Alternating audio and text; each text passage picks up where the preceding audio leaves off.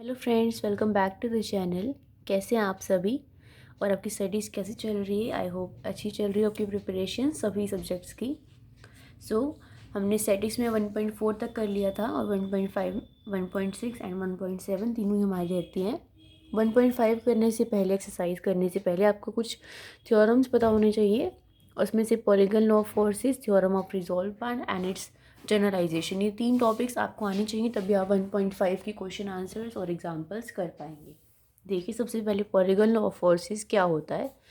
If any number of forces acting at a point be represented in magnitude and direction by the sides of a polygon taken in order, the forces will be in equilibrium।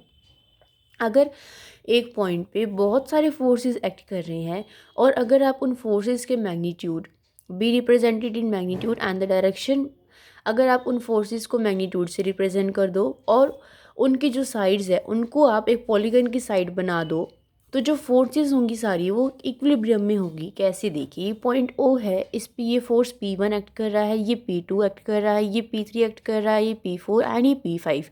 ये मैंने इनका magnitude बता, ये क्या है? सिर्फ force है। अब मैं कहूँ कि P1 का मैग्नीट्यूड अगर AB है, P2 का मैग्नीट्यूड अगर BC है, P3 का मैग्नीट्यूड अगर CD है, P4 का मैग्नीट्यूड अगर DE है एंड P5 का मैग्नीट्यूड अगर EA है। मैंने क्या किया, इनका मैग्नीट्यूड भी बना दिया और इसको एक पॉलीगन से रिप्रेजेंट कर दिया। इन सारी फोर्सेस के मैग्नीट्यूड को मिला के मैंने क्या बना दिया, एक पॉलीगन बना दिया। तो जो ये फोर्सेस हैं वो इक्विलिब्रियम में है, ये हमें शो करना है। ठीक है, देखिए अब हम क्या करेंगे, यहाँ पे ट्रायंगल लॉ ऑफ फोर्सेस लगाएंगे। ये ए बी है, इसकी डायरेक्शन इस तरह से है, ये बी सी है, इसकी फोर्स की डायरेक्शन इस तरह से है। तो जो रिजल्टेंट होगा सी ए, वैसे तो डायरेक्शन होनी चाहिए थी ये, बट रिजल्टेंट की डायरेक्शन कैसी होती है? अपोजिट होती है, तो वो क्या होगी? ऐसी होगी, दैट इज ए सी। तो हम लिख सकते हैं कि A B plus B C is equals to A सी।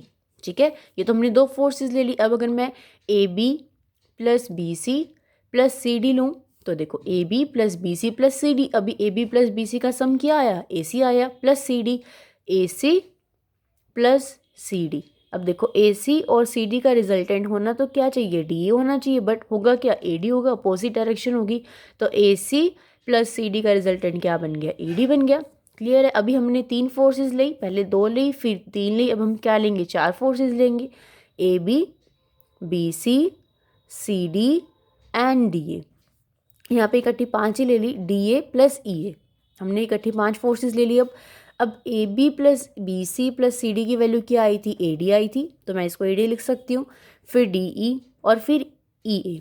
तो अब देखो ए डी और डी ई, ए डी और डी ई दोनों की डायरेक्शन सेम है, तो इसका रिजल्टेंट क्या बनेगा? ये बनेगा, और उसकी डायरेक्शन कैसी है? अपोजिट है, तो ये ई ए क्या बन जाएगा? इनका रिजल्टेंट बन जाएगा। तो A D plus D E की जगह मैं क्या लिख सकती हूँ? ए ई लिख सकती हूँ, वो मैंने लिख दिया। अब और हमारे पास साथ में क्या था? यहाँ पे साथ में हमारे पास क्या था? ई ए था, साथ में क्या था? ई ए। तो ए ई और ई ए दोनों कैसे हैं? मैग्नीट्यूड में तो सेम है, बट डायरेक्शन कैसी है? अपोजिट है, तो इनका इनका सम क्या हो जाएगा? 0 के इक्वल हो जाएगा।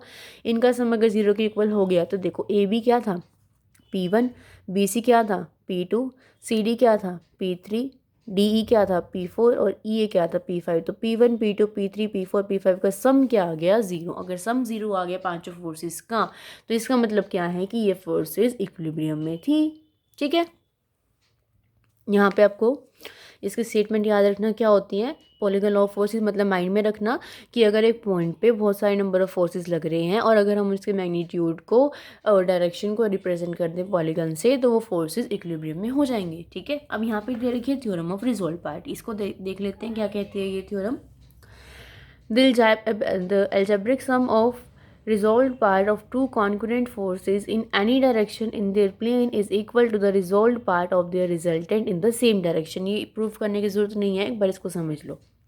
ये कह रही हैं कि कोई फोर्सेस हैं, दो फोर्सेस है, कॉन्करेंट फोर्सेस, एक ही डायरेक्शन में और एक ही प्लेन में है, तो उनका जो सम होगा वो किसके इक्वल होगा? Resolved part of the resultant in the same direction. उनका जो सम होगा फोर्सेस का वो किसके इक्वल होगा? जो उनका रिजल्टेंट है उसके पे जो फोर्स लग रही है उसके रिजॉल्व पार्ट के इक्वल होगा। मतलब कि देखो, इसको मैं आपको ऐसे समझाने की कोशिश करती हूँ। ये अगर आपके पास पॉइंट ओ है, इस पे ओ एक्सिस, ये ओ एक्सिस है, ये ओ ए है, इस पे फोर्स एक्ट कर रहा है आपका बी पी, एंड ये ओ बी है, इस पे फोर्स एक्ट कर रहा है आपका क्यू, और यहाँ पे कहीं इनका रिजल्टेंट भी एक्ट करेगा, दैट इज़ आर। अगर ये फोर्स इसके साथ एंगल अल्फा बना रही है और क्यू इसके साथ एंगल प्लेन के साथ बीटा बना रही है, तो ओ एक्स के अलोंग हमारा कंपोनेंट क्या होगा, ये बेस है, बेस के साथ एंगल क्या आता है, कोस आता है, तो ये पी और ये अल्फा, तो ये क्या बन जाएगा, पी कोस अल्फा। अगर क्यू की बात करूँ तो क्या बन जाएगा, क्यू कॉस बीटा बन जाएगा।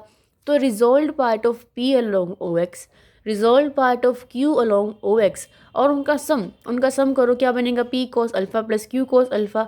अब वो किसके इक्वल होना चाहिए, रिजल्टेंट के इक्वल। अब यहाँ पे कहीं रिजल्टेंट लाई करेगा इसका। अब रिजल्टेंट मान लो कि एंगल क्या बना रहा है, इसके साथ गामा बना रहा है, तो रिजल्टेंट किसके इक्वल हो जाएगा, resolve part of R along O X क्या बन जाएगा, आर कोस गामा बन जाएगा। तो P cos alpha plus Q cos beta किसके इक्वल बन जाएगा, आर कोस गामा के इक्वल बन जाएगा। ये थ्योरम आपको ये समझाने की कोशिश कर रही है, तो इसको माइंड में रखना, जब भी क्वेश्चन का हम यूज़ करेंगे ये हमें यूज़ करना पड़ेगा कि अगर पी आपके ओ एक्स के अलोंग लग रहा है तो उसका रिजोल्व पार्ट, क्यू अगर आपका ओ एक्स के अलोंग लग रहा है उसका रिजोल्व पार्ट, उन दोनों का अलजेब्राइक सम किसके इक्वल होगा, जो रिजल्टेंट है उसका resolve part along O x. ठीक है, उसके बाद इसकी जनरलाइजेशन दे रखी है, वो भी कर लेते हैं एक बारी हम। जनरलाइजेशन क्या कहती है, the algebraic sum of the resolved part of any number of concurrent forces in any direction is equal to the resolved part of the resultant in the same direction। वहाँ पे सिर्फ दो फोर्सेस के लिए थी। जनरलाइजेशन क्या कहती है इस थ्योरम की, जो थ्योरम ऑफ रिजोल्व पार्ट हमने दो के लिए करी, तो ये जनरलाइजेशन कहती है कि एक पॉइंट पे कितने भी फोर्सेस एक्ट कर रहे हों, उनके रिजोल्व पार्ट का अगर आप सम लेते हैं तो वो किसके इक्वल होगा, जो उनका रिजल्टेंट है उसके रिजोल्व पार्ट की, अगर उनकी डायरेक्शन सेम है तो सेम डायरेक्शन में। तो देखिए इसको हम ऐसे करते हैं, जैसे ये पॉइंट ओ है, ये ओ एक्सिस है आपकी, ये फोर्स P1 है, ये फोर्स P2 है, ये फोर्स P3 है, ये फोर्स P4 है, P5 अपसॉन हमने ले लिया लास्ट Pn फोर्स। ठीक है, अब ये सारी फोर्सेस हैं तो इनका कहीं रिजल्टेंट भी लाई करेगा, तो ये कहीं आपने इसका रिजल्टेंट आर ले लिया।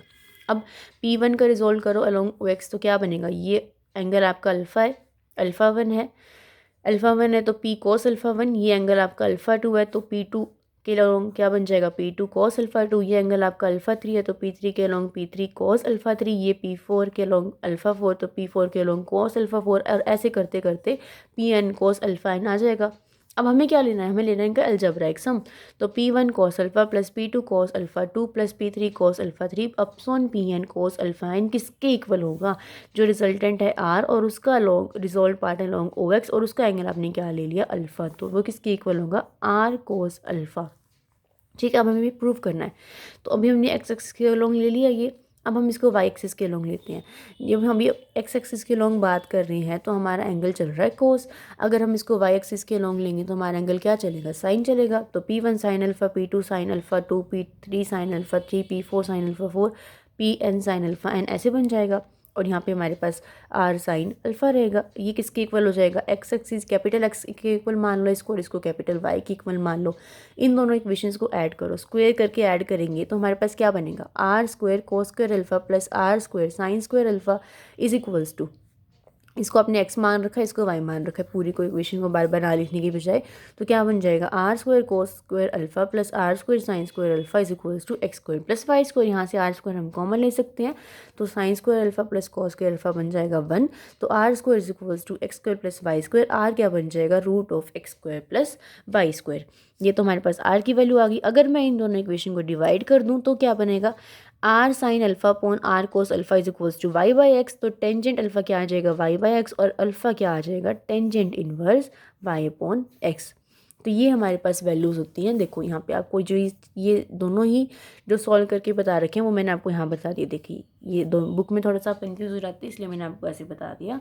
जनरलाइजेशन क्या कहती है कि एक पॉइंट के अराउंड अगर बहुत सारी फोर्स एक्ट कर रही हैं और उनका रिजोल्व पार्ट और उनके जो रिजल्टेंट है, जो फोर्सेस और रिजल्टेंट सेम डायरेक्शन में है, तो उनका रिजोल्व पार्ट उनके अलजेब्राइक सम के इक्वल होगा फोर्सेस के अलजेब्राइक सम के।